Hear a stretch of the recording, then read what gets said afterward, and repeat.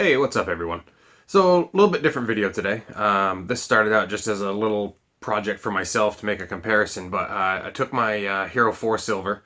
I normally run it like this on my helmet. So this is what I use. I use a chin mount.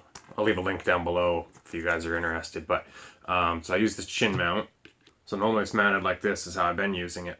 But I've seen a lot of other motovloggers mounting the camera upside down, so you can see kind of the height it's at when I'm wearing it. So I tried it this way.